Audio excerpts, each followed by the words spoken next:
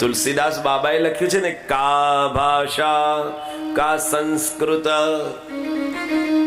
પ્રેમ ચાહીએ સાચ. ભાષાની ક્યાં જરૂર છે, સંસ્કૃતની ક્યાં જરૂર છે? તમે જે સ્તુતિ કરો છો ને એમાં તમારો પ્રેમ જોઈએ. એક નાનકડું બાળક મહાદેવજીના મંદિરમાં આવ્યું અને આવી અને ભગવાન સામે હાથ જોડી આંખ બંધ કરી અને કક્કો બોલવા લાગ્યો. ક ખ ગ ગ ચ છ જ જ ટ ઠ ડ ઢ ભ પ અણ ત થ પ ફ બ ભ મ ય.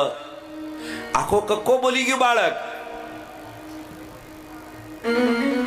મંદિરમાં એક મહારાજો અધૂરો ઘડો ત્યાં બેઠો હતો. પેલા બાળકને કે છે, અહીંયા આવ, તું ભગવાન સામે શું બોલ્યો?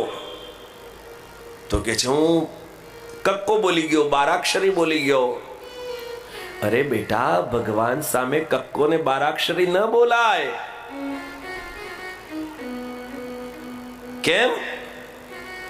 ભગવાન સામે તો સ્તુતિ બોલાય, સ્તવન બોલાય, ભજન બોલાય, કીર્તન બોલાય. પેલો નાનકડો 5 વર્ષનો દીકરો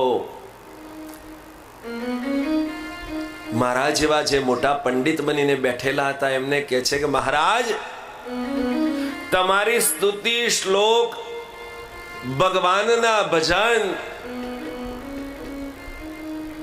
પ્રાર્થના, આ બધું શેમાંથી બન્યું? તો કે છે બારાક્ષરીમાંથી. બારાક્ષરી શેમાંથી બની? તો કે છે કક્કામાંથી. બસ, તો મેં ભગવાન આગળ કક્કો બોલીને એટલું કહ્યું, પ્રભુ આમાંથી જેવી ગમે ને એવી સ્તુતિ તું બનાવી લેજે. હો,